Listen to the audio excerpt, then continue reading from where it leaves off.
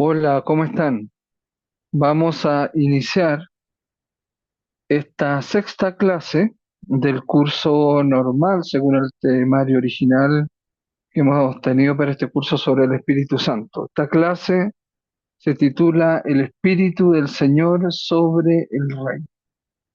Entonces vamos a ver hoy día en esta clase el tema del Espíritu y la monarquía y eh, que también eso muchas veces hizo que las personas en los reinos en la Edad Media y todo eso buscaran que el Papa les legitimara su reinado, su coronación como rey. ¿Ya? Entonces, de otro modo no eran legítimos, un rey legítimo, una reina legítima. Entonces son creencias, son teologías que se han construido a partir de algunos textos. Pero también hay que ser honestos y que vamos a ver hoy día también que Dios no quería que Israel tuviera un rey, sino que buscaba una sociedad igualitaria y, e instalar ese modelo y vivirlo, construirlo con su pueblo. Recuerden que hay una alianza entre Dios y el pueblo, entre el pueblo y Dios. Por lo tanto, esa alianza evidentemente iba a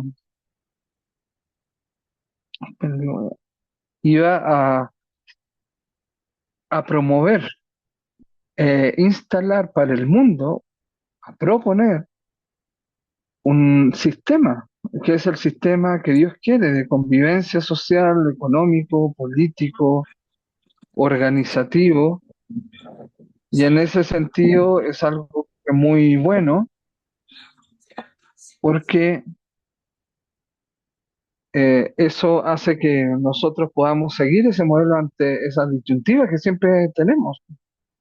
En Colombia ahora, o derecha o izquierda, o quién tiene la razón, Jesús es más de derecha, Jesús es más de izquierda.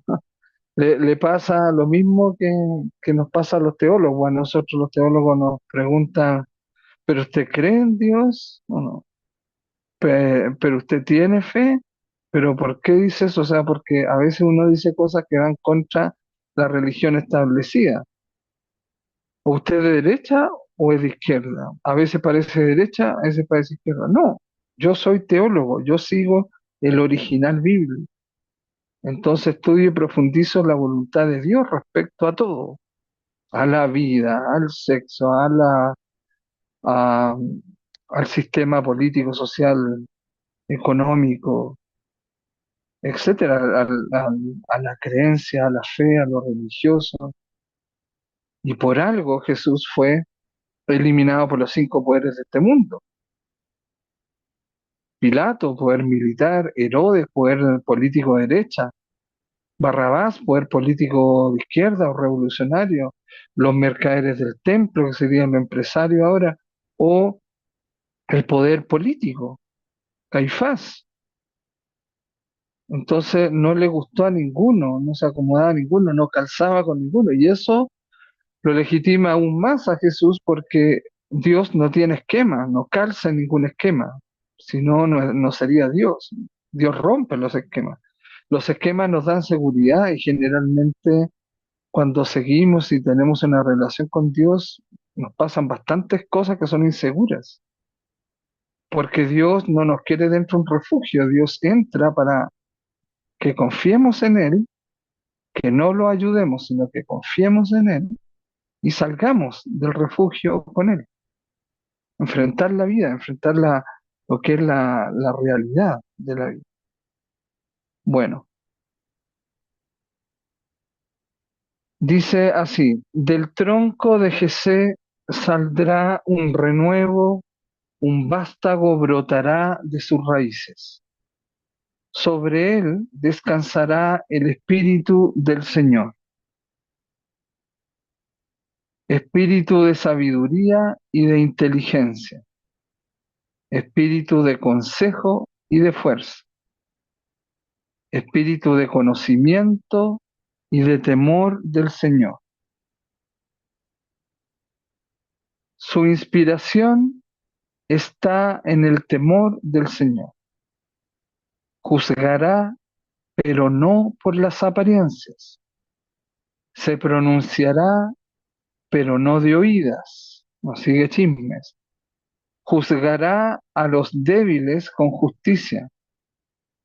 Dará una sentencia justa para los humildes del país. Golpeará al país con la vara de su boca y con el aliento de sus labios hará morir al malvado. La justicia será el cinturón de sus lomos y la fidelidad el cinturón de sus caderas. Son 5 versículos, pero tiene bastante contenido. Es muy denso. Hay mucha verdad comprimida en este texto.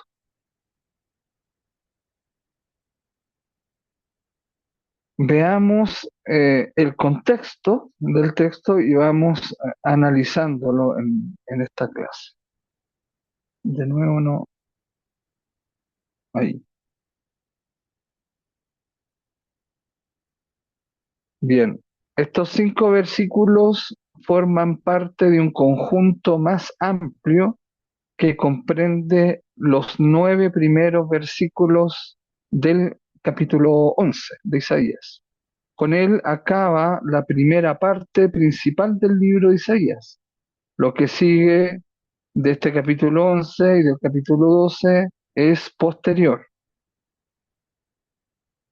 Ya, aunque parezca lógico, quiere decir que fue escrito muy posteriormente, se ha acomodado, o sea, se encuentran textos y uno ve que agregan cosas que no corresponden al contexto, ni al texto, ni a la línea que sigue, o el curso que sigue la narrativa del texto. Entonces, por lo tanto, se va ahí descubriendo esas cosas. Por ejemplo, el final de Mateo, ¿no es cierto? En el caso de los evangelios fue un agregado posterior, no es inspirado por Dios el final del Evangelio de San Mateo.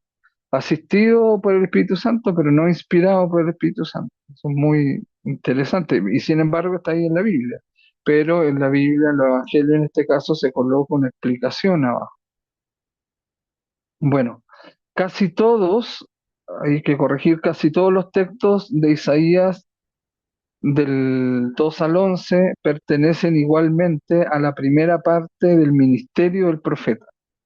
Nos estamos refiriendo del capítulo 2 al capítulo 11. Esta primera parte está dominada por el problema de la guerra que emprendieron Damasco e Israel contra Judá para sustituir a la dinastía de David en el trono de Jerusalén. Isaías 7, 1 al 17. Recordemos que Judá es donde David se queda, se desarrolla, y de ahí el nombre de los judíos. Por ejemplo, en el caso de los discípulos de Jesús, ¿saben quién era el único que era judío? Es decir, de la tribu de Judá, era Judas, Judas Iscariote. Bien, Isaías interviene en nombre del Señor para recordar la promesa divina de proteger a la casa de David. El profeta cree en la validez de esta promesa y piensa que la dinastía de David sigue siendo válida para la salvación de Judá y de Israel. Eso es muy interesante porque se trata de preservar esa dinastía, los hijos de David, la descendencia de David, y lo que significa David, porque de David sabemos que a pesar de que no se portó muy bien en su vida, es el que dice el mismo Dios en la revelación nos dice que era el más cercano a su corazón, tenía ese favor de Dios. O sea, su relación con Dios era excelente, a pesar de que su problema, ¿no es cierto?, y debilidad principalmente era carnal, pero suele ser eso, suele darse eso en la vida y en la historia. Por ejemplo, San Francisco de Asís, nos faltan los caballeritos de la Virgen que dicen, ay, que San Francisco así no hubiera recibido los estigmas si hubiera sido una carne impura y que era virgen prácticamente. Eso es una ignorancia de parte de los caballeritos de la Virgen. Yo fui franciscano 5 años y lo que a uno le quedó claro es que San Francisco era el rey de la juventud en Asís, era el que formaba, organizaba los eventos, las fiestas, los aniversarios, festividades de Asís, etcétera. Era el líder y brillaba por eso. Entonces, de que haya sido tan virgen, muy difícil. Entonces, no se trata de eso, no se trata de eso. Se trata de la relación con Dios, de la pasión con Dios. Eso lo llevó a tener los estigmas. Era tan radical en eso que Dios tenía que responderle y verificar que no se había equivocado dándole algo físico en su propio cuerpo, eh, los estigmas. Él, cuando había nieve, se echaba nieve en los bolsillos y cuando lo trataban de santo le mostraba esa nieve que tenía en los bolsillos y dice, no, yo tengo que andar con esto porque todavía puedo engendrar hijos, o sea, todavía se me erecta, ¿no es cierto? No me digan que es santo al modo de santurrón. Entonces, eso no es así, por lo tanto, curiosamente, después de Jesús, el más grande del cristianismo ha sido San Francisco y era un tipo que le importaba mucho el tema de la carne, ¿verdad? Con las mujeres, con el sexo opuesto. Lo mismo David, hay una coincidencia en eso. Y sin embargo, ellos dos eran muy, muy cerca, eran, como dice la Biblia, eran conforme al corazón de Dios. Como que Dios te decía que eso es lo que yo quiero, esa relación es lo que yo quiero. Y si tú tienes algo carnal y esa es tu debilidad, bueno, entrégamela a mí, Mateo 6:6, ¿no es cierto? El Padre que ve en lo secreto, entrégame tu vida secreta y yo te voy a responder en lo público. Y como tú me estás entregando lo que es secreto, cuando yo te responda, tú vas a saber que es para ti, porque eso no se lo has contado a nadie, porque no quieres, te da vergüenza o no puedes o te lo reservas. Entonces lo sé yo, tu papito, tu Dios. Y por lo tanto te voy a verificar que te escuché eso. Y que a veces te doy permisos en eso y a veces te los quito, etcétera. Pero te lo voy a verificar en lo público y tú vas a saber que soy yo. Porque nadie más sabe eso que tú me has contado en la relación conmigo. Miren qué hermoso eso, qué astuto que es Dios, ¿ah? Qué vivo, qué papito que es, pues un papá tiene que ser inteligente para con sus hijos, debe saber leerlos, al mismo tiempo formarlos, que tengan carácter, pero al mismo tiempo no dañarlos, todo un arte.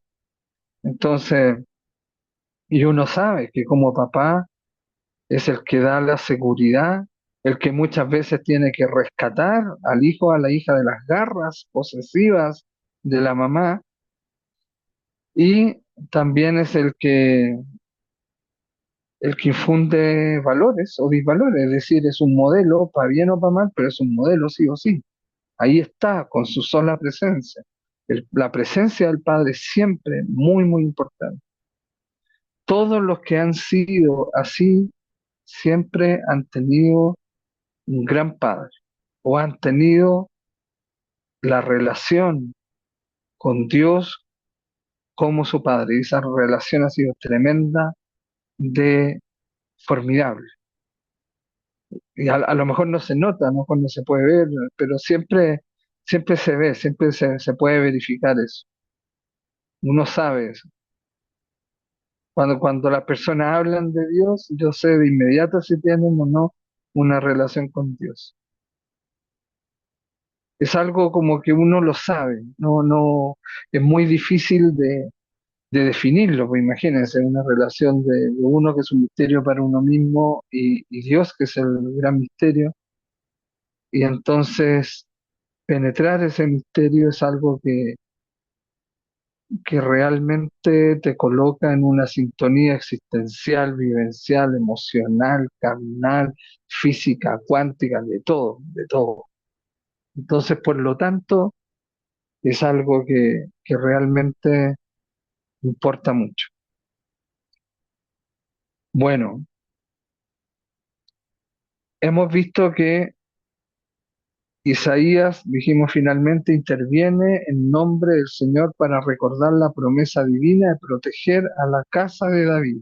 El profeta cree en la validez de esta promesa y piensa que la dinastía de David sigue siendo válida para la salvación de Judá y de Israel. Y a Jesús le decían el hijo de David. Así que Isaías cumplió con preservar esa dinastía, esa herencia de ese hombre llamado David que era conforme al corazón de Dios. Bueno, se discute sobre la época de formación de nuestro texto. Algunos autores piensan que un texto tan cargado de esperanza no puede menos de ser posterior al destierro. Otros, claro, porque en el destierro a uno se le acaba la esperanza.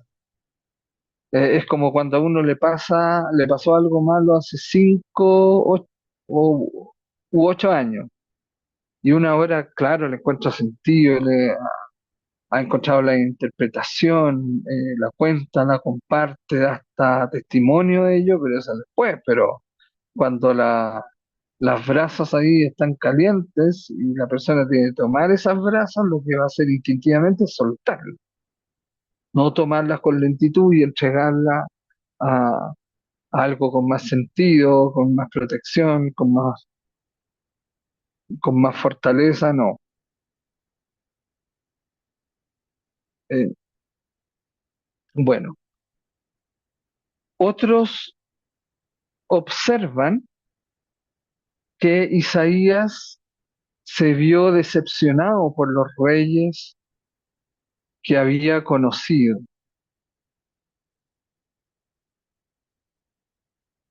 se había decepcionado de los reyes que había conocido. Entonces,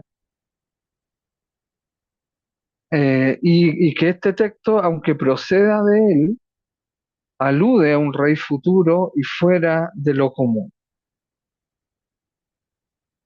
Claro, estamos pensando de inmediato en Jesús, porque todo lo que dice este texto de Isaías, capítulo 11, versículos 1 al 5, tiene que ver con Jesús. Jesús lo encarna, lo vive, lo manifiesta totalmente en plenitud. Podríamos aplicarlo también a nosotros y a nuestra relación con Dios, pero bueno, el bautismo nos dota de eso, ¿verdad? Ser profeta, sacerdote y rey, la parte regia o real, de rey. Y podemos, como bautizados, atribuirnos este texto de Isaías. Pero evidentemente acá está vislumbrando a Jesús. Recordemos que el texto de Isaías, el libro de Isaías, es de 760 años antes de Jesús. Por lo tanto, es muy valioso que nosotros concluyamos que está anunciando cómo es en el Espíritu Jesús. Entonces alude a un rey futuro y fuera de lo común. Esta hipótesis choca con el hecho de que todos los textos de Isaías demuestran hasta qué punto el profeta estaba convencido del papel de la monarquía davídica. Isaías ya estaba preservando esa dinastía que viene de David.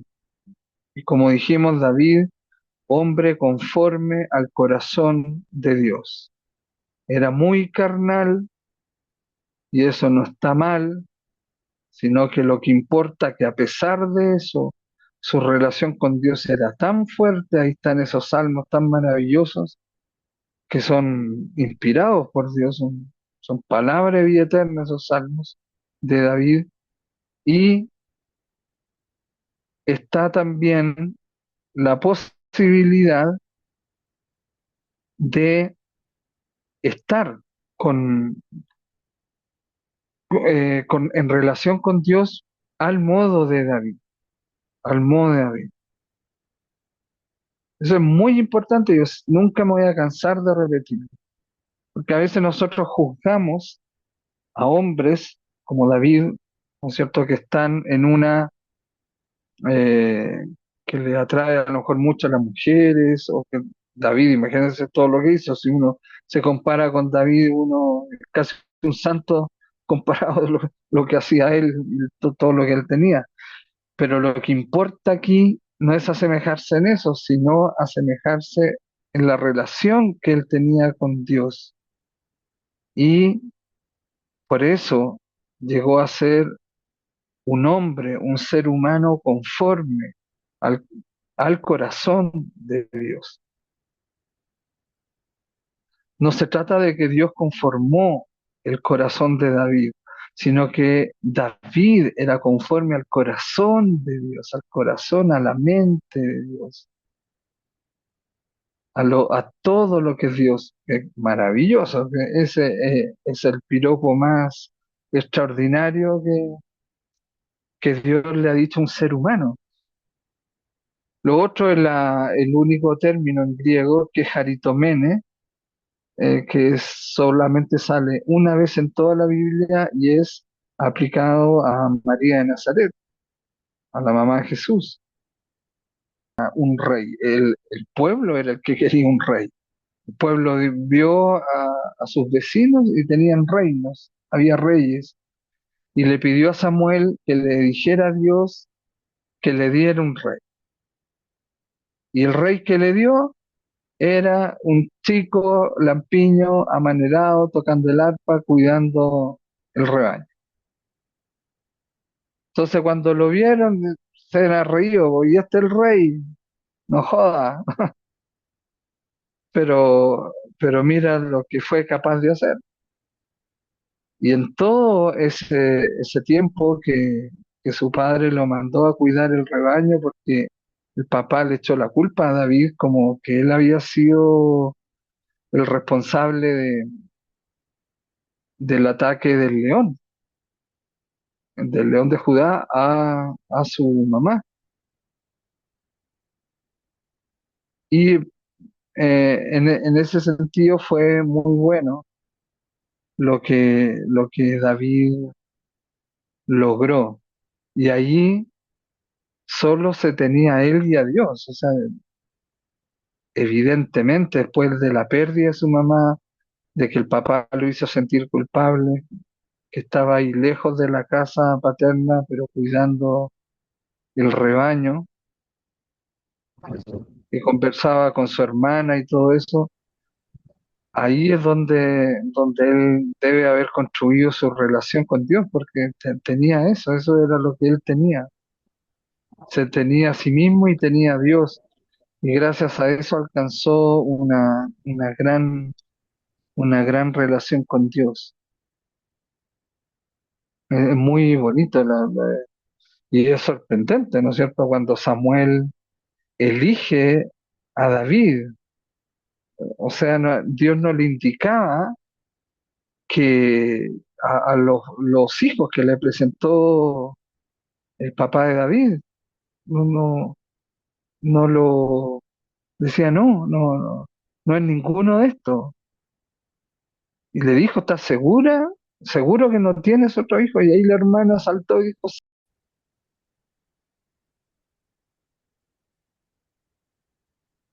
Estamos ante un texto monárquico. En este texto impresiona ante todo el hecho de la mención de Jesé, el padre de David, que nos sitúa ya de antemano en un contexto monárquico. Es decir, Isaías, para acentuar la validez de la dinastía de David, obviamente comienza primero mencionando a su padre, a Jesé. ¿Por qué remontarse tan lejos en las raíces de la monarquía citando al padre, el fundador? Estamos ante un texto monárquico. Este texto impresiona ante todo el hecho de la mención de Jesé, que es el padre de David, que nos sitúa ya de antemano en un contexto monárquico. ¿Por qué remontarse tan lejos en las raíces de la monarquía citando al padre, el fundador de la dinastía? Simplemente porque cualquier nuevo rey significaba un nuevo comienzo. Cada rey de Israel, por lo tanto, tiene su raíz en David. ¿Y por qué esto es importante? Porque Dios eligió a alguien conforme a su corazón. El rey tiene que pretender ser hijo de David, ser descendiente de David, ser de la dinastía davídica, porque en el origen Dios eligió por gracia a David. Samuel le presentó a sus hijos, no era ninguno de ellos, y la hermana de David le dijo que a Samuel que sí existía otro hijo, que él lo tenía ahí cuidando el rebaño y estaba castigado por un problema que hubo con la muerte de la mamá de David. Y David, de hecho, después narra el texto que mata al león de Judá y anda con una garra como amuleto, ¿verdad? Y que pues se la da a la hermana. Él entonces es el rey. Sabemos que David, por las descripciones, era un hombre que era muy atractivo, o que era bello. Y quizás no era como los hermanos, grande, fuerte, pero era de cara bello y hermoso, como se diría. Aunque, aunque lo de mozo acá tiene otra connotación en Colombia. En Chile sería buen mozo un tipo que, que es atractivo. Y esta dinastía hay que sostenerla porque en el origen está eso, está la relación con Dios. Si David es conforme al corazón de Dios, es porque por esas circunstancias con la mamá, la reacción del papá, y porque estuvo años cuidando al rebaño, solo se tenía a sí mismo y a Dios. Componía para Dios, componía salmos, escribía para Dios, tenía una relación con Dios. En ese tiempo no habían distracciones como la hay muchas hoy día. Él hacía su trabajo, lo hacía muy bien, conocía a los animales, la naturaleza, sus rebaños, y conocía a Dios, y Dios lo conocía a él, había una relación entre ellos. Por lo tanto, ser rey para Dios es ser conforme a su corazón. La muerte del soberano se sentía realmente como una ruptura profunda y el advenimiento de su sucesor como un nuevo nacimiento. Por eso la coronación del rey era saludada como la apertura de una nueva era, llena de todas las esperanzas que al rey habría de satisfacer a lo largo, que el rey debía satisfacer a lo largo de todo su reinado. Interesante eso, porque acá estamos diciendo que justamente el rey no es como lo concebimos, por ejemplo, nosotros, el rey Carlos, sino que hay que verlo de otra manera, eh, perdón, y hacerlo siempre dependiente, ligarlo como una dinastía, como una descendencia, esa entronización es del rey David, sucede al rey David, es el rey que Dios nombró para su pueblo. Por lo tanto, sus sucesores son conforme a David. Y David es conforme al corazón de Dios. David tiene una relación con Dios. Dios se da a sí mismo gratuitamente a David. Eso funda la monarquía. El espíritu y la unción del rey. El segundo motivo de extrañeza lo constituye la fuerte presencia del espíritu en nuestro texto. ¿Lo recuerdan? Quizás es bueno, quizás es bueno ir nuevamente, vamos nuevamente al texto para que recordemos todas las veces que se menciona el espíritu. Repito nuevamente el texto que estamos profundizando. Del tronco de Jesé, el papá de David, saldrá un renuevo, un vástago, brotará de sus raíces, ya de sus raíces, no es una rama que sale de otra rama. Es como un vástago que brota de sus raíces, lo que saben de vinos tiene que ver con la cepa de la vid, ¿ya? Es una ramita, pero que brota desde la raíz original. Por eso vale tanto una cepa de vid. Bueno, sobre él descansará el espíritu del Señor, ahí se menciona, espíritu de sabiduría. ¿Cómo es este espíritu del Señor? Que descansará sobre este vástago de Jesé, que es David, tiene espíritu de sabiduría y de inteligencia, espíritu de consejo y de fuerza, tiene espíritu de conocimiento y de temor del Señor. Su inspiración está en el temor del Señor, juzgará, pero no por las apariencias.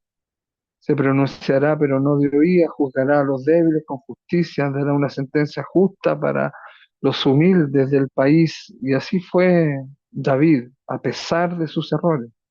Golpeará al país con la vara de su boca y con el aliento de sus labios hará morir al malvado. También lo hizo. La justicia será el cinturón de sus lomos y la fidelidad, el cinturón de sus caderas. Recordemos que estuvo encerrado en una cueva y huyendo de su hermano, David. Y sin embargo, pudo hacer lo que hace un rey y hacer el modelo del rey. Entonces, el espíritu y la unción del rey. Repetimos, el segundo motivo de extrañeza lo constituye la fuerte presencia del espíritu en nuestro texto, ya lo acabamos de ver. Menciona varias veces el espíritu. Se ha pensado muchas veces que el espíritu estaba ligado a la función profética, pero aquí lo encontramos dentro del marco de la monarquía. Es verdad que en el Nuevo Testamento y en Joel 3, 1 al 5 se considera la profecía como un don del espíritu, pero en el Antiguo Testamento y más particularmente antes del destierro de Babilonia, 580 a.C., recordemos que este texto de Isaías del 760 a.C. es antes del destierro. Entonces, antes del destierro, el espíritu es algo propio del rey investido por medio de la unción. La unción es la que lo hace rey, es lo que le transmite ese espíritu. Por eso la unción siempre es con aceite, porque el aceite te penetra hasta la piel. Tú te echas aceite en la blusa, en la camisa y te va penetrando la tela y también la piel después. La unción expresa el lazo tan especial que vincula al rey con la divinidad y que le confiere el espíritu. Acá, acá en primera de Samuel 16, versículo 13, dice, y el espíritu del Señor se derramó sobre David a partir de aquel día y estuvo con él en adelante. Se derramó sobre David, o sea, desde arriba. y se va derramando, como que va cayéndose, va circulando, va penetrando, se va untando la persona de eso. Entonces, a partir de aquel día y estuvo con él en adelante. Por lo tanto, el Espíritu verifica esa elección de Dios, esa autodonación de Dios a este hombre conforme a su corazón. Por eso lo hace, por eso se da a él, porque David se dio a él, estableció un puente, una comunicación, una relación con él. Le pedía signos, le pedía símbolos. Recordemos que los que dice la Biblia que hablaban con Dios era quién, Moisés, Enoc, Elías, y los tres desaparecieron. Josué tuvo que preguntarle a Dios si murió o no murió Moisés, para él asumir toda esa carga, ese peso, y, y ya Moisés se veía que no iba a entrar a la tierra prometida, entonces alguien tenía que tomar esa responsabilidad y la toma Josué. Y el Señor bendice a Josué por eso y Josué después, actuando como Moisés, divide las aguas del Jordán para pasar hacia la tierra prometida. Y eso no era fácil porque ya habían enviado a los espías, recuerden, y habían muerto, o sea, vuelto muy asustados porque decía que había muchos gigantes ahí y que ellos parecían un insecto al lado de ellos. Y que les parecía raro que esa era la tierra prometida. Así, a veces Dios dice, te tengo esta persona, pero uno dice, no, pero no me gusta o es muy complicado esa situación, pero es tu tierra prometida. ¿Cuál es la tierra prometida? ¿Cuál es tu anhelo? ¿Cuál es la tierra prometida que tú quieres llegar? Por eso es importante saber cómo actúa Dios. Fíjate que Dios regaló una tierra que estaba ocupada. Había que conquistarla, pero es Dios el que la conquista.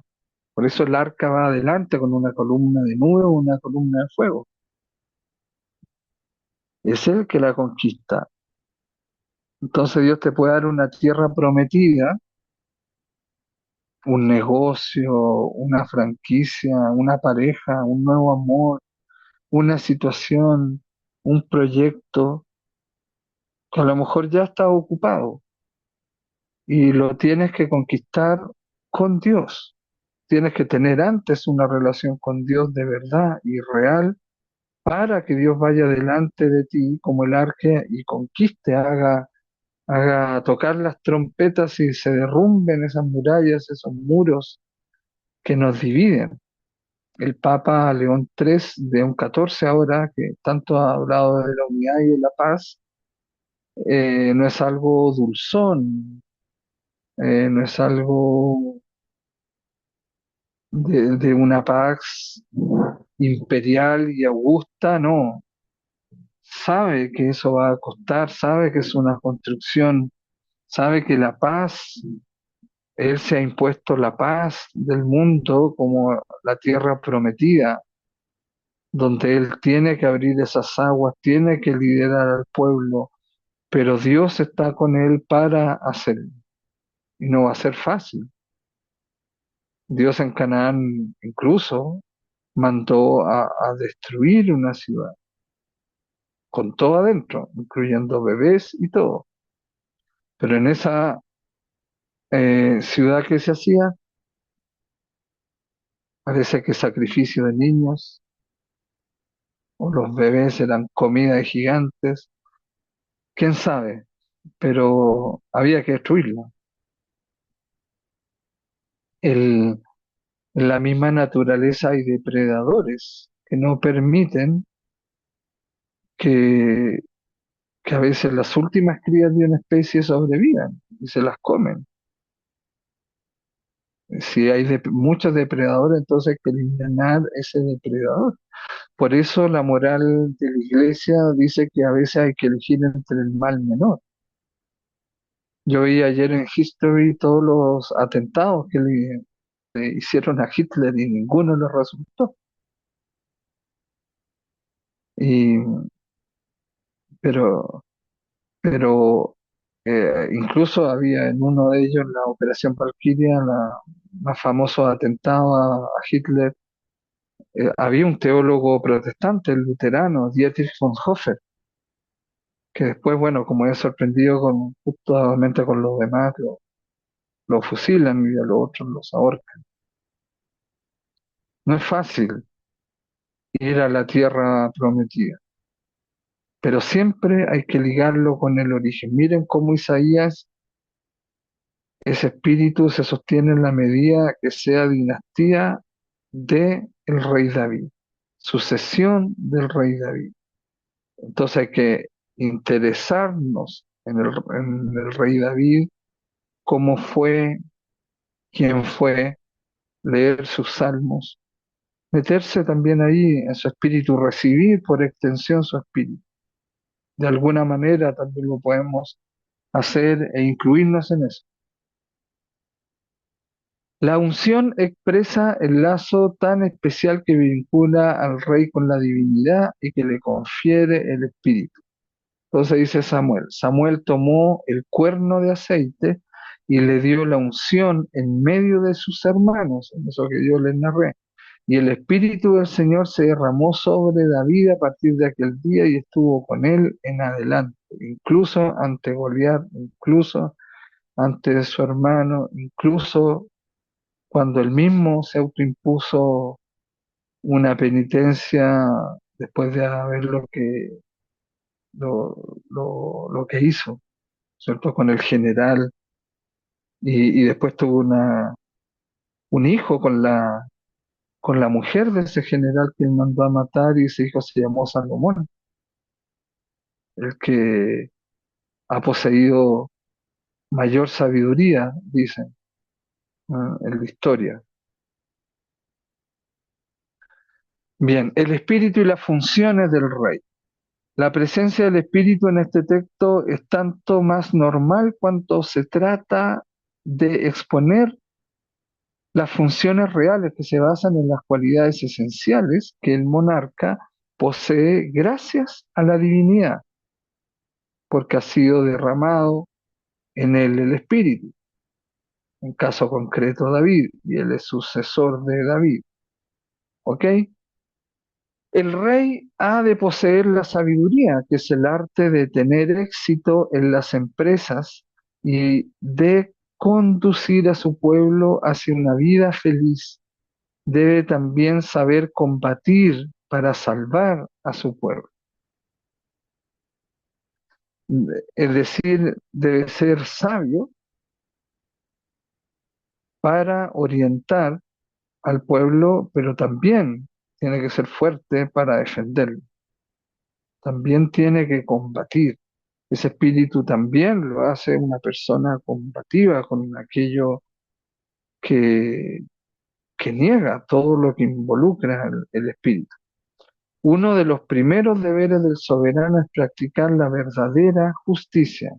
Estas cualidades obedecen, no, estas cualidades, hay un error en el texto, estas cualidades no obedecen, vamos a corregir, a ninguna especie de automatismo que se desprenda de la función real, sino que el rey la recibe de Dios por la aceptación verdadera de su cargo, tal como subraya este texto, en donde se evoca el espíritu de conocimiento y de temor del Señor. Temor del Señor es respetar a Dios, es saber quién es Dios. Yo puedo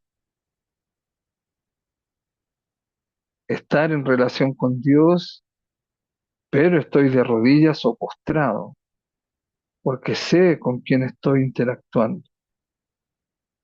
Sé mi rol y sé su rol. Y el temor del Señor, el respeto del Señor, es que ante mí toda rodilla se doble o se postre, pero así como es uno con su papito, con ese respeto que a uno le infundía. Ese respeto hay que guardar por Dios. Es el temor del Señor.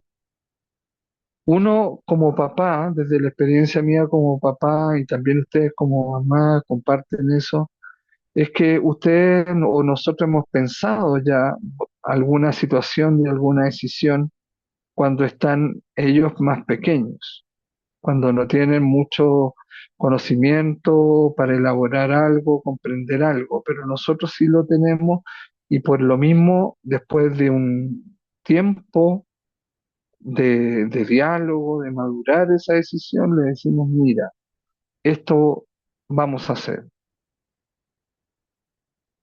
Pero ¿por qué papá envíate no? No, pero no quiero, no, hazlo. Hijo mío, hazlo, hija mía, hazlo. Es la obediencia.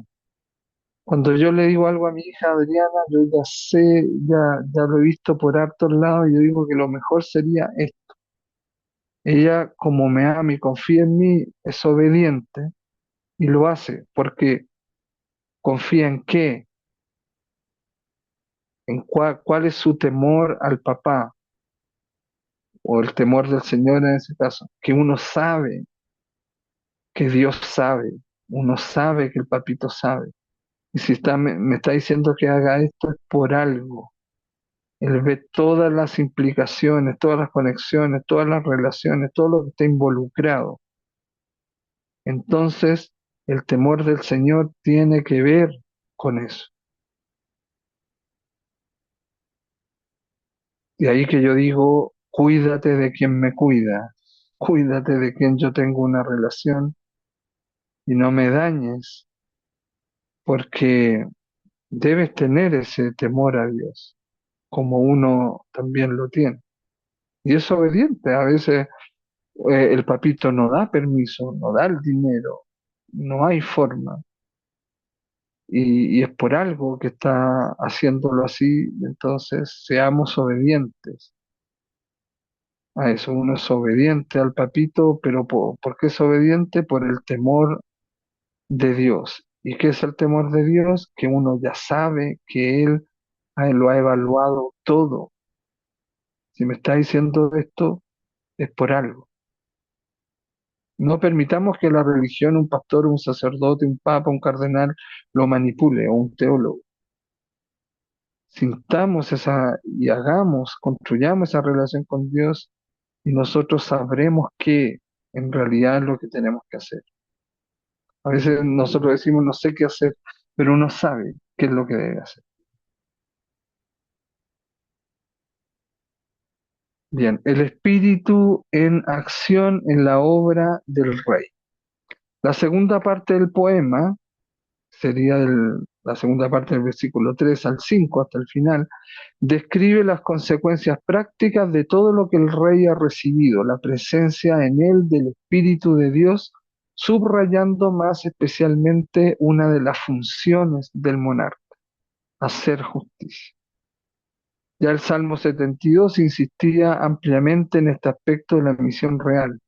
La justicia tiene la finalidad de reparar las equivocaciones y de darle a cada uno lo que se le debe. Para ello se necesita fuerza. Repito, la justicia tiene la finalidad de reparar las equivocaciones y de darle a cada uno lo que se le debe. Por eso en nuestra Colombia el proceso de paz ha sido verdad, justicia y reparación. Y no repetición, una conciencia de que no es bueno que volvamos a repetir eso. Pero para ello hay que estar atento a qué originó el conflicto, para que esas circunstancias, contexto, ambiente, entorno, no permitir que se vuelvan a formar para crear nuevamente otro conflicto.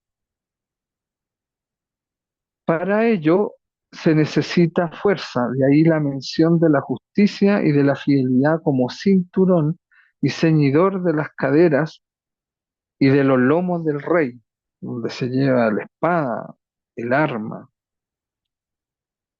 que es, que es donde se asienta la fortaleza,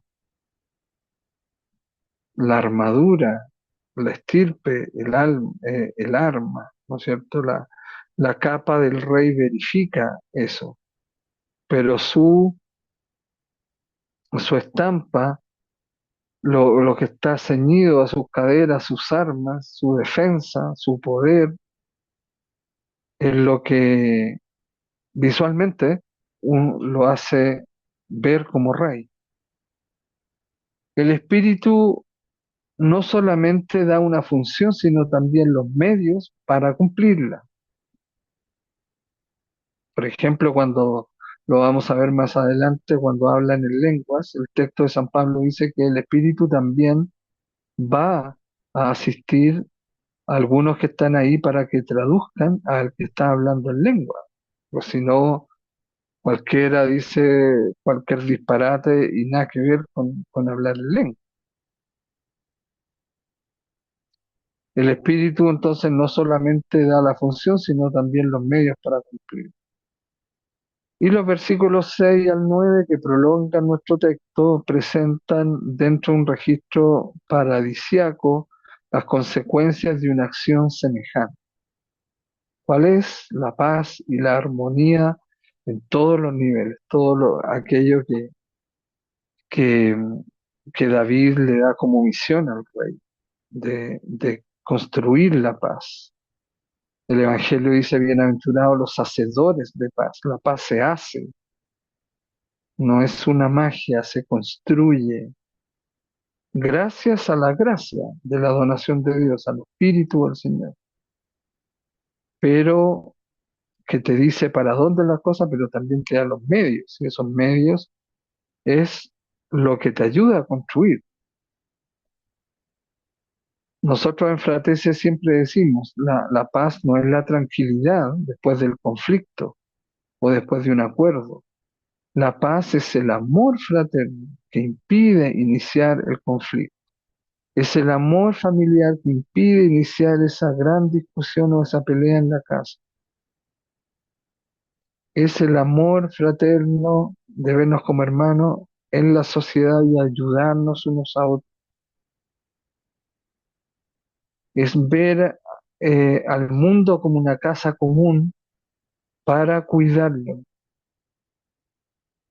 y para protegerlo de nosotros mismos y que vivamos en paz. Por eso Isaías también va a decir en esos versículos más adelante que vendrá esa época, esa esperanza, esa paz, donde el Cordero eh, juegue, paste junto al león o esté ahí junto al león, donde el niño juegue con la víbora. Es decir, no hay un instinto de sobrevivencia, sino que un espíritu de fraternidad.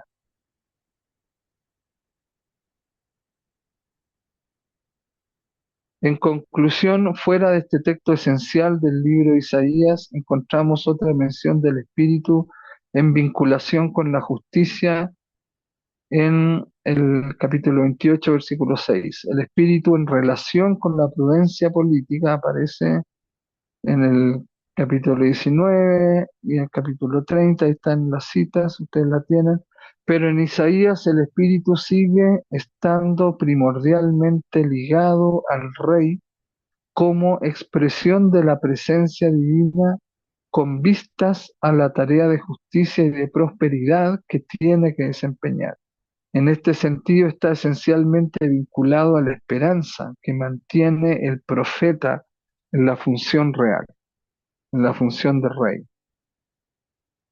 Por lo tanto, Isaías lo que nos está entregando es la conciencia de que el Espíritu está en los sucesores del rey David para asumir la tarea de la justicia y la prosperidad en su pueblo.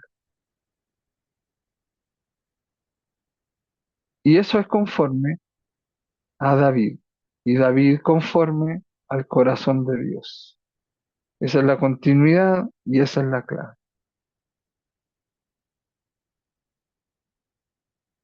Para finalizar, vamos a ver el tema de una sociedad igualitaria de las tribus. Ahí está el texto, justamente dice, naciones y pueblos todos alaben al Señor. El Salmo 117.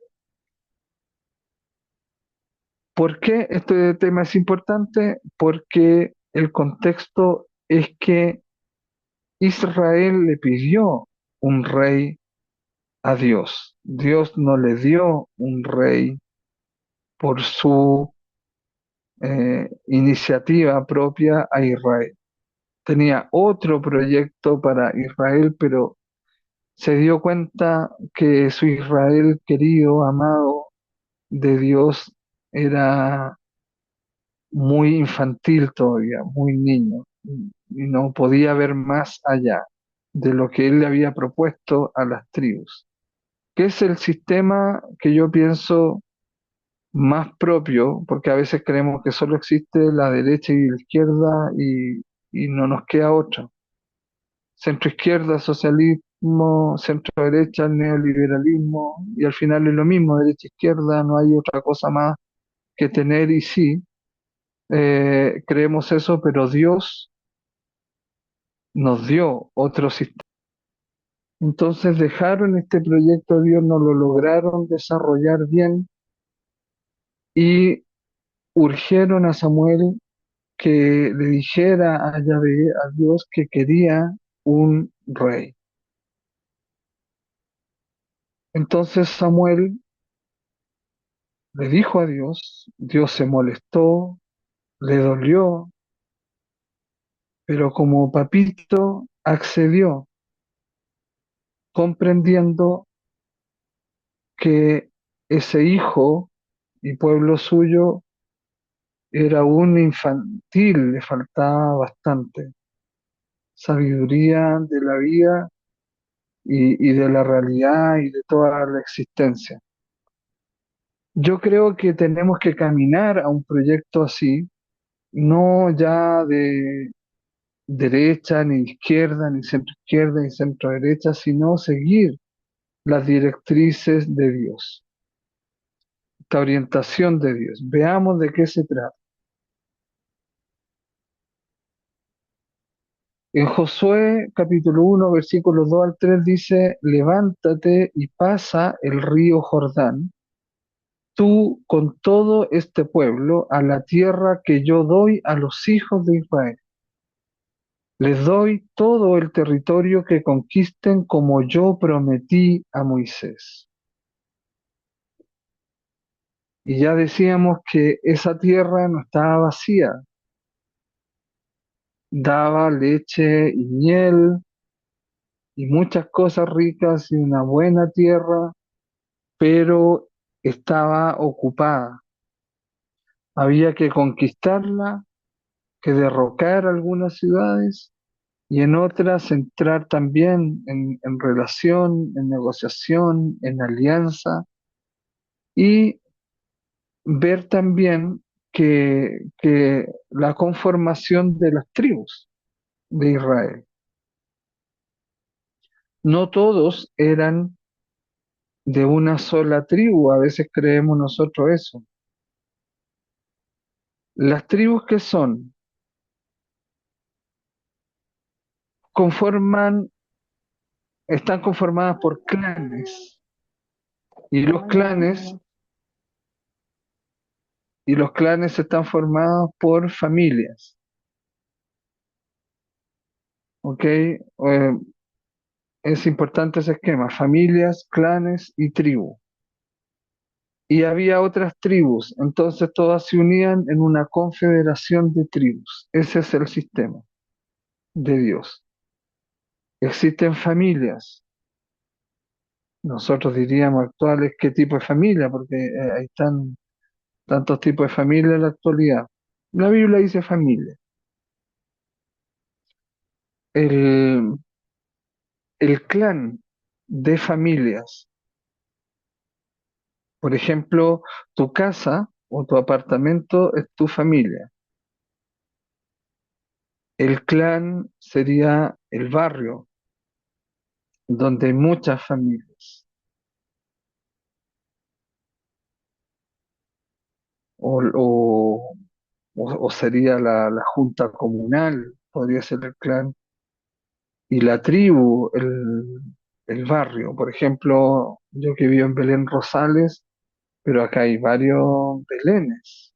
Belén Altavista, Belén Rincón, Belén San Bernardo, Belén La Gloria, Belén Alameda, Belén Malibú, Belén Rosales, no sé, como 7, y deben haber más aún. Entonces, eh, esos Belénes serían los clanes, y todo Belén sería la tribu, y las familias son las que nosotros vivimos en las casas o en un apartamento.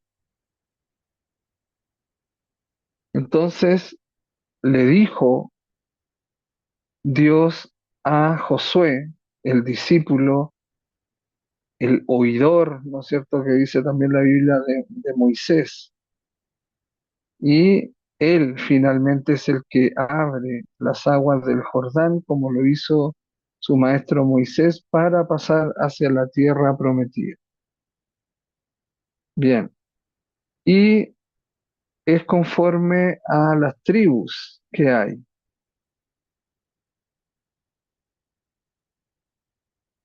Los israelitas han salido de Egipto, marchan por el desierto, fueron liberados de Egipto, llegan a Israel y se organizan en la tierra prometida en doce tribus. Entonces, Yahvé hace alianza con su pueblo, Dios con su pueblo. El decálogo es la ley de ese pueblo, de esa confederación de tribus, de esa sociedad alternativa. Hace, hace- Se hace alianza con otros, en la capacidad de hermanarse, de ver al otro como hermano, no como enemigo. Yo puedo convivir con esa tribu y esa tribu puede convivir conmigo. Ya Prado Centro puede convivir con Belén, por ejemplo. Itagüí puede convivir con Medellín.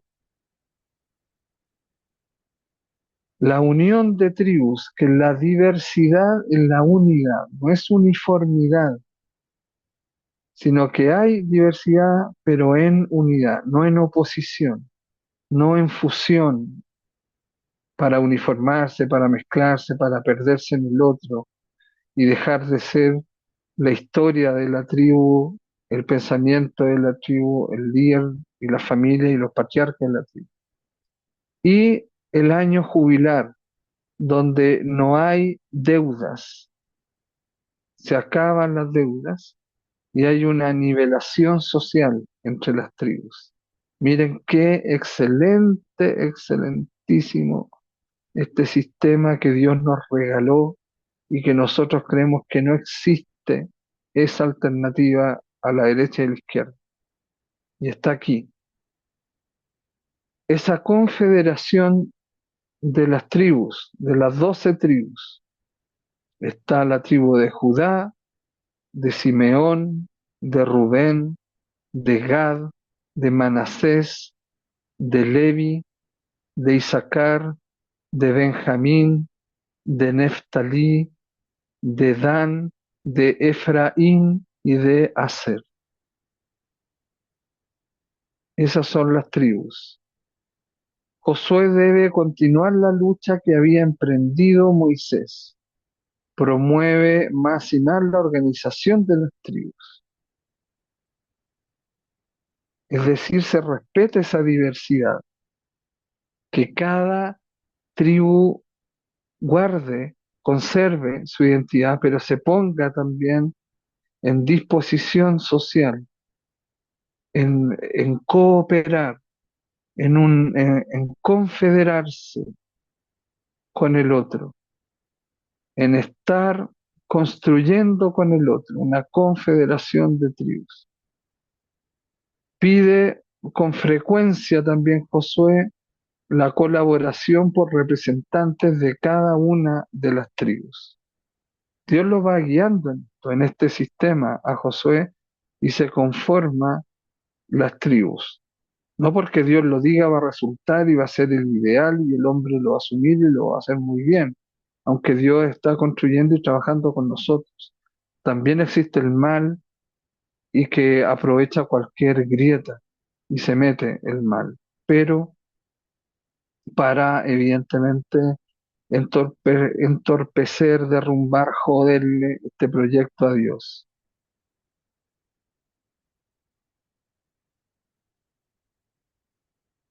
Hacen alianzas con grupos y personas que estaban ya en el territorio, en Canaán. No basta conquistar la tierra, es necesario un nuevo modelo de sociedad llamado sistema comunitario o tribal que se caracteriza por 7 cosas. ¿Ya? Entonces, ojo, no se trata que llegaron las 12 tribus a la tierra prometida y expulsaron a todos, desterraron a todos, exiliaron a todos y a varios mataron, conquistaron o eliminaron o destruyeron.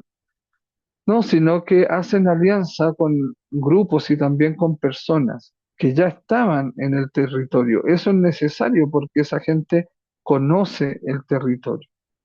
A lo mejor estaban creyendo en ídolos, en cosas malas, en sacrificios de niños, etcétera, y llega una nueva propuesta de sociedad, de organización social.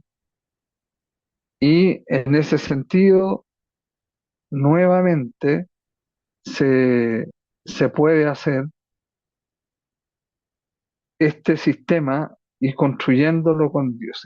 ¿Por qué se caracteriza? Bien, primero por volver a la autonomía de las tribus, que se gobernaban por medio de sus leyes y por el respeto a sus tradiciones. Esas doce tribus de Israel tienen una autonomía, tienen su gobierno, su forma de gobernarse, organización, tienen sus leyes y tiene el respeto a sus tradiciones. Por lo tanto, cada una de esas 12 tribus va a respetar al otro, no va a derrocar el gobierno del otro, no va a barrer con sus tradiciones y no va a imponerle leyes a las otras tribus. Primero, entonces, el primer paso para esta construcción de organización social, según Dios, es que cada tribu se organice, tenga una autonomía, un gobierno, con sus leyes y sus tradiciones. Recibían orientación social a través de sus reuniones de ancianos. Recordemos que vimos ya el texto donde el mismo Moisés le pide a Dios y Dios se da cuenta también que Moisés tiene mucha carga y necesita ayuda y Dios le dice que elija entre el campamento, porque estaban itinerantes en ese tiempo, elija a 70 personas sabias, a 70 ancianos. Un anciano se caracterizaba porque conocía a su gente, estaba en contacto permanente con la gente, conocía su historia, tenía sabiduría, podía aconsejar, podía orientar y era respetado. Respetado. Eso eran los ancianos. Generalmente es gente mayor, porque en toda época de la humanidad y nosotros también cuando fuimos jóvenes sabíamos más de nuestras posibilidades, pero no de las consecuencias de lo que hacía o de nuestras posibilidades. Entonces se necesita sabiduría. se necesita orientación. Y esa orientación social en las tribus y en cada tribu era de personas sabias. Entonces se reunían los ancianos para orientar, revisar, evaluar, restablecer o reestructurar, resignificar, reorientar a la tribu, que siempre los seres humanos estamos en esa dinámica de cambio. Si por algo se caracteriza la vida, que tiene cambios, que es contingente. ¿Qué hacemos ante eso? Lo primero que dice Dios, volvamos a la autonomía de la tribu y tengamos una orientación social por medio de las personas sabias con que contamos. Hagamos reuniones cada cierto tiempo con esas personas y reevaluemos nuestra vida. Las familias estaban organizadas y tenían un jefe patriarcal. Las familias unidas formaban un clan y varios clanes una tribu, y las tribus formaban una federación, una confederación de tribus. Esa era la organización, esa es la organización que Dios quiere. Están familias con sus jefes de hogar, esas familias se organizan y hay un jefe, un patriarca, un jefe patriarcal, y esas familias unidas formaban un clan. Y esos varios clanes, una tribu, y esas tribus, una confederación de tribus. Esa era la organización. Ahora, lamentablemente, por el feminismo, la palabra patriarcado tiene una connotación negativa, de imposición, de machismo, de intolerancia, pero no es así. O en el origen bíblico y concepto de patriarca no es así, es un papá. Y, y actuar como papá equivale a todo lo que hace como uno papá, que está, no hace la tarea por el hijo, consuela, pone el pecho, orienta, juega, está su presencia, es necesaria su presencia, y es padre, da permisos, quita permisos, da dinero, da mensualidades, no da mesadas, castiga, corrige, todo lo que hace un papito. Por eso que es importante haber tenido un papito o tener la relación con Dios, si no se tuvo a ese papito, tener la relación con Dios y disfrutarlo a Él como papito, como lo que nos reveló Jesús, que Dios es Papá, que es papito suyo y papito nuestro. Evidentemente para algunos es más difícil según la experiencia que tuvo con el papito. Gracias a Dios yo fui el hijo mimado, tuve esa suerte, tuve un buen papito, me amaba y lo amaba. Después a mí me ha tocado ser papito y quizás con bastantes errores, eh, o lejos de una plenitud, pero uno ha tratado de ser un buen papito y a veces lo reconocen eso en uno, aunque uno a sí mismo no se lo reconozca tanto. Bien, entonces este es el primer punto para este sistema social y económico que Dios quiere. Volver a la autonomía de las tribus, que haya reuniones de ancianos, gente sabia, que las familias se organicen, tengan entre varias familias un clan, un patriarca, y sea parte de una tribu y que se conforme una confederación de tribus. Eso es. En segundo lugar, redistribuir la tierra que dejaba de ser propiedad del rey de turno o de sus representantes, para pasar a ser propiedad de la familia.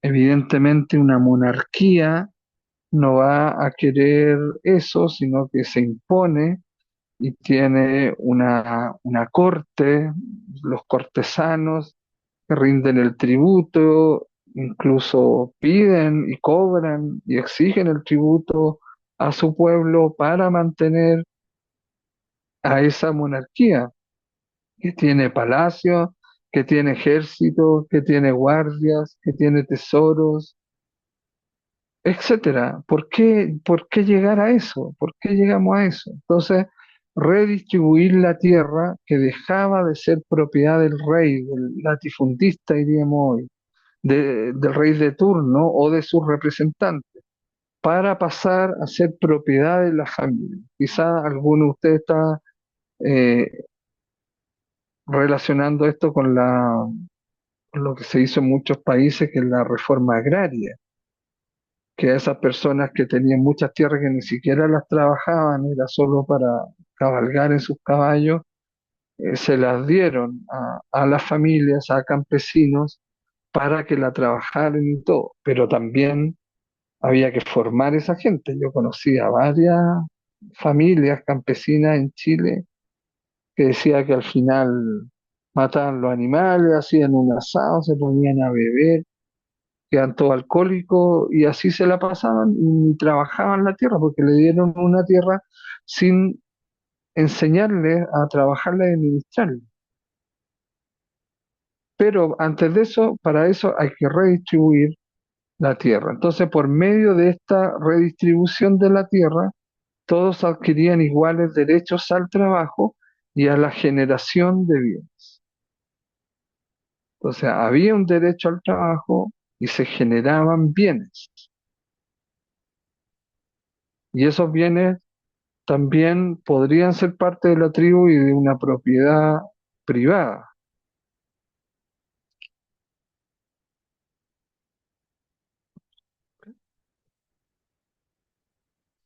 Bien, a ver, después yo edito esta parte, ¿no? Tres, en tercer lugar, proteger al empobrecido, al necesitado, al oprimido, a la viuda, al huérfano y al forastero, por medio de la administración de la justicia por parte de unos jueces carismáticos, hombres y mujeres, rechazando todo nepotismo. Es decir, no había ahí compadrastos, ¿no es cierto? El nepotismo de poner familiares y todo lo que se hace, y toda esa corrupción. En los jueces tenían que ser carismáticos, es decir, con dones, con gracia y también con esa sabiduría de las gracias de las personas que se donan a sí mismos y tienen menos ego y por eso se donan a sí mismos y por lo tanto son más sabias y por lo tanto pueden administrar mejor la justicia. Y eso no eran solamente hombres, eran hombres y mujeres. Miren qué genial el sistema de Dios. Obvio, es Dios. Y hay una atención para que nadie quede solo y abandonado. Entonces se protege al que se ha empobrecido, al necesitado, al oprimido, a la viuda, al que se quedó huérfano y al forastero también se aloja, se acepta porque también puede aportar dentro de una de las tribus y dentro de este sistema.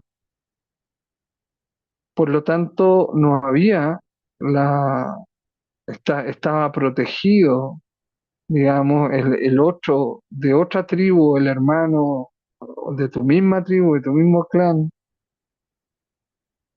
o de otra tribu, como dije, hace que esa persona que a lo mejor se empobreció por tal o cual cosa o enfermedad o se quedó solo o se le murieron todos, se empobreció en una tribu distinta a la tuya, pero a la tuya le ha ido bien, entonces cubramos a ese empobrecido, que no se trata de volverlo rico, pero sino de devolverlo a su dignidad humana, en cuanto a que viva bien. ¿Se fija? Entonces no se trata aquí de que cada uno reclamando sus derechos y protestando. No, no era necesario, porque los otros tenían la conciencia para cubrirlo, para protegerlo. Miren qué bien. En cuarto lugar, en caso de necesidad, defenderse mutuamente unas tribus a otras bajo el principio de todos defienden a todos. Hay una unidad de tribus. Si esa confederación se ve amenazada o una tribu que está en un territorio un poco más alejado de la mía se ve amenazada, todas las otras tribus, las 11 tribus, defienden a esa tribu amenazada. Hay tres amenazadas, entonces las otras 9 tribus se organizan y protegen y se unen para cuidar y proteger a esas otras tres tribus. Entre todos se unen, si es necesario, ante una amenaza y todos defienden a todos. Entonces, quizás alguna tribu tenga su ejército, otra sí, otra no, pero tendrá esta táctica de defensa, esta sabiduría, esta manera, pero se unen y se defienden entre todos, sin necesidad de crear un ejército permanente, sino cuando se da el caso. Evidentemente habrían herreros y habrían armas y habrían cosas así, sabían pelear y todo eso, pero sin tener un ejército. Para su mantenimiento, tributo de bienes y de personas, no eran necesarios los impuestos, ni el tributo ni de las personas. Esto no se trata de comunismo ni el Estado, nada que ver. Primero, el Estado nunca está. Segundo, el comunismo no, al final es una imposición y los líderes del comunismo son capitalistas, viven como capitalistas. Es una falacia, esto es otra cosa. ¿Ya? Claro, un comunista que lea esto y escuche esto diría, ah, se acerca a nuestro ideal, al ideal. No, nada que ver. Esto se trata de gracia, de la autodonación de Dios. Esto es por gracia y por lo tanto Dios infunde esa gracia, ese espíritu, y para el pueblo es posible hacerlo. Hay una historia, hay una alianza. El pueblo llegó a entender y otras veces no llegó a entender. Todo eso es una relación, es una construcción. Ellos no tienen un Simón Bolívar, no tienen un Lenin o un Stalin o un Abraham Lincoln, no, del capitalismo, no. Ellos tienen a Dios. Dios los eligió como pueblo y los constituyó como pueblo. Entonces aquí no es necesario un ejército y entonces no se van las platas para mantener un ejército, pero sí estaban preparados para unirse y defenderse cuando era necesario y evidentemente varias veces tuvieron que hacerlo. En quinto lugar, ejercitar el sacerdocio de una manera popular, esparciéndose los ministros a lo largo de todas las tribus y de todo el territorio en diversidad de santuarios sin centralizar el culto. Miren qué genial, el culto no está centralizado, sino que es validado en la fe, en la espiritualidad y en la tradición de cada tribu. Y había una tribu, la tribu de Leví, que formaba sacerdotes y eran sacerdotes que iban a las otras aldeas, a las otras tribus, eran itinerantes y servían, eran ministros. Ministro significa servicio. Y se esparcían a lo largo de todas las tribus, en todo el territorio. Y en la diversidad de santuarios. No era solamente algo que,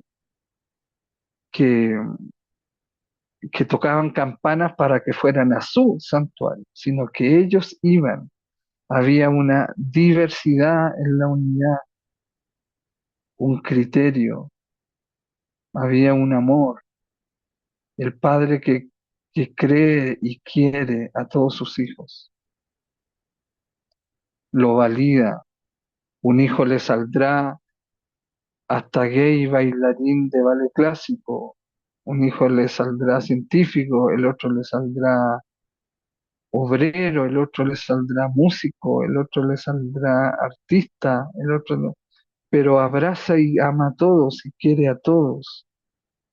En el Padre está el seno de esa diversidad y ese abrazo a esa diversidad, para que esa diversidad busque la unión, sin dejar de ser lo que es cada uno, sino que busque esa cooperación, esa confederación en las tribus.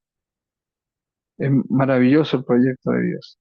En sexto lugar, mantener la unidad religiosa de todas las tribus en torno a Yahvé, su alianza y los compromisos morales y sociales que dimanaban de la misma. Esa alianza con Yahvé, Yahvé lo fue formando a su pueblo y le dio también una orientación para poder vivir en esta organización social de confraternidad de tribus. Ese ha sido mi sueño siempre, que Fratese viva así, ¿se imaginan? Claro, no ya comprar tierras e irnos a vivir así, eh, que formáramos tribus así, como con este modelo lo hiciéramos y viviéramos así, que ese sea el gobierno y sea alternativo, eso sería una joya, lograr eso sería una joya en el mundo, eh, para para que el mundo sepa que es posible hacerlo y que también todos lo pueden hacer en sus países. Eh, Lástima no poder lograr eso, tener esa voluntad y hacerlo, y tener esas tierras, pues para eso también hay que tener tierra, por eso no, era necesario la tierra prometida, para sentarse ahí y construir este sistema inspirado por Dios. Y en séptimo lugar, tener como principios sociales la igualdad, la solidaridad y la fraternidad, parecido a lo que postuló la Revolución Francesa. La igualdad, la solidaridad y la fraternidad. Fíjense que no es necesario hablar aquí de tolerancia o inclusión como es el discurso de los woke, de los progres o del feminismo, etcétera. Porque al haber fraternidad no es necesario la inclusión, hablar de inclusión y de tolerancia. La fraternidad supone eso. Entonces, construir en igualdad, cada tribu es respetada en su autonomía. En solidaridad, no hay pobres, no hay solos, no hay desvalidos, porque aunque haya uno solo, los demás lo van a ayudar y optar por él. Y la fraternidad, el patriarca tiene que aprender a ser padre y enseñarles a ellos de la tribu a ser hijitos e hijitas. Y todo eso va preparando, va viviendo, y todos unidos a Yahvé, no con una religión central, pero sí con una relación central, no templaria, no de templo, pero sí de una relación de alianza, con temor de Dios, con respeto, con amor, con relación constante siempre, para que haya esa fraternidad, porque Dios pasa a ser el Padre de todos y los demás hermanos con todos. Y así se construye la fraternidad. Y de eso resulta que la paz, la justicia, la prosperidad, porque nadie se queda solo y pobre, porque eh, nadie muere solo, porque están los otros, porque hay respeto por el otro, no hay un reclamo de los derechos humanos, sino que los demás se preocupan antes que tú lo pidas, antes que tú reclames tus derechos, ya están ocupados para que tengas tu derecho y también tengas tú el deber de construir con el otro esta misma sociedad igualitaria. Bien, y para finalizar la clase, otras características de la sociedad igualitaria. No tenían rey y por no tenerlo, no habían palacios que construir, claro, no era necesario, ni una corte que mantener, ni ejército que defendiera los intereses del rey. Y por no tener ejército, no había necesidad de armas, caballos y alimento para los soldados. O sea, se ahorraba bastante dinero para repartir y después cada cierto tiempo, en el año del jubileo, se perdonaban todas esas deudas y habían las reparaciones correspondientes y se seguía adelante. Por no haber nada de esto, no había necesidad de pagar tributo que empobreciera al pueblo. Los tributos, ¿no es cierto? Los impuestos empobrecen al empresario y al pueblo. Entonces, ¿cómo hacerlo? ¿Cuál sería la alternativa? Esta. Usted me dirá, sí, profe, pero eso es muy difícil de vivir. No, es posible vivir. Han habido intentos. Hay fábricas sin jefes, por ejemplo. En Argentina está conformada por argentinos y chilenos. En Alemania hay jóvenes empresarios que todas sus ganancias las reparten, le dan más al que necesita más, pero el jefe, el dueño de la empresa, el empresario, no es el que gana más y los demás ganan por chorreo, no, como lo dice el capitalismo. No hay necesidad de un Estado, porque el comunismo lo que hace es cobrar muchos impuestos y según ellos para repartirlo bien, pero eso sabemos que no es así. Esta es la alternativa a la derecha y a la izquierda, a la centro derecha y a la centro izquierda. Este sistema. Tal vez yo me muera sin ver algo, ser parte de eso, pero cómo me hubiera gustado. Enseñémoslo a nuestros hijos para que ellos formen algo, que ojalá les den tierra. Hay otros que se toman las tierras, otros que repartieron las tierras, la redistribución de tierra, pero hay que tener, como decía el Papa, las tres T: tierra, trabajo y techo, para lograr esto.